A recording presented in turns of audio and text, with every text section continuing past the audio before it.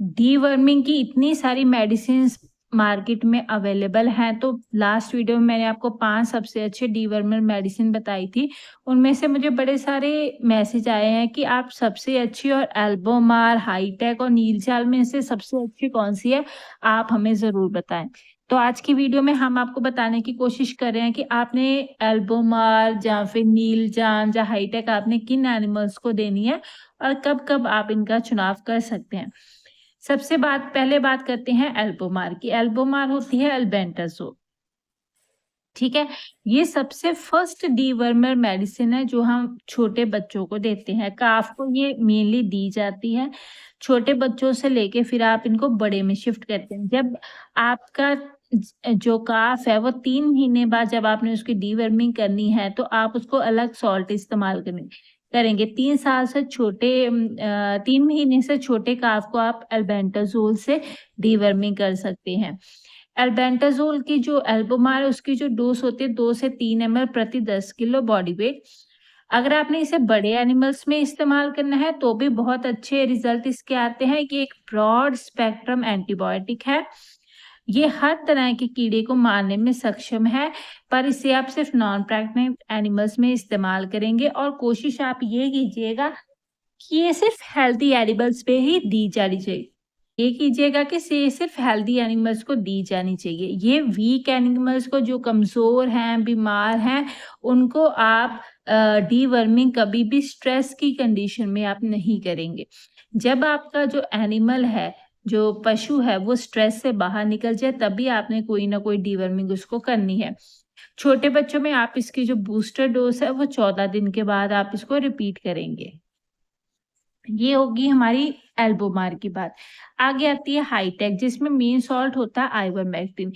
Ivermectin की सबसे अच्छी ख़ासियत ये है कि ये हर तरह के वर्म को मारती है। आप उसमें लंग वर्म ले लीजिए, आप उसमें स्किन वर्म ले लीजिए, आप गाय में आई वर्म, आँखों के वर्म ले लीजिए, इंटेस्टाइन के वर्म ले लीजिए, किसी भी प्रकार का कीड़ा हो, वो हाईटेक जो है वो मारने में सक्षम होती है।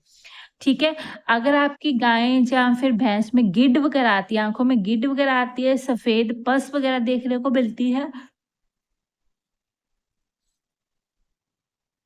तो भी आप हाईटेक का इस्तेमाल कर सकते हैं।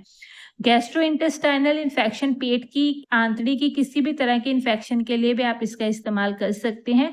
अगर आपकी गाय हीट में नहीं आ रही तो इसके पीछे का एक कारण ये भी हो सकता है कि उसमें वर्म लोड बहुत ज़्यादा है, तब भी आप हाईटेक का इस्तेमाल कर सकते हैं।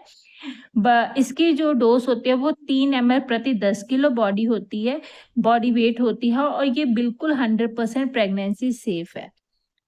ठीक है जी?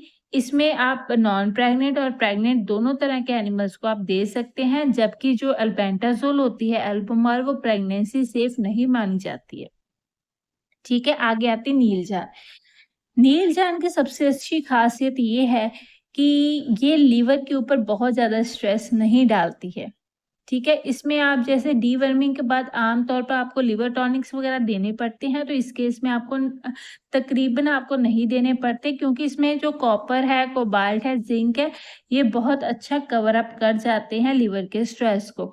नीरजाल में जो सॉल्ट आता है वो लिवामिनज़ोल और ऑक्सीक्लोज़ेनाइट है। जैसे मैंने आपको पहले जो वीडियो मैंने डाली थी 5 बेस्ट डीवर्मर्स की, उसमें मैंने आपको लिवामिज़ोल और ऑक्सीक्लोज़ेनाइट का कॉम्बिनेशन बताया था। सेम कॉम्बिनेशन आपको नीलज़ार में मिल जाता है। हाईटेक की तरह बिल्कुल 100% प्रेगनेंसी सेफ है। इसकी डोज़ भी सेम है, 3 एमएल प्रति 10 किलो बॉडी वेट। और एक चीज़ जो नीलजान में साइड इफ़ेक्ट आपको देखने को मिलता है वो होता है कि डायरिया। आम तौर पे जो एनिमल्स होते हैं जिन्हें नीलजाल से डिवर्मिंग कराई होती है, उनका गोबर 2-3 तक पतला रहता है, कइयों का बहुत ज़्यादा पतला रहता है, कइयों का थोड़ा कंसिस्टेंसी में गोबर जैसा लगता है, पर वो डायरिया जैसे आपको दस्त जैसे दिखाई देता है। ठीक है? तो नीलजाल में आपको डायरिया की शिकायत आपके एनिमल्स में हो सकती है।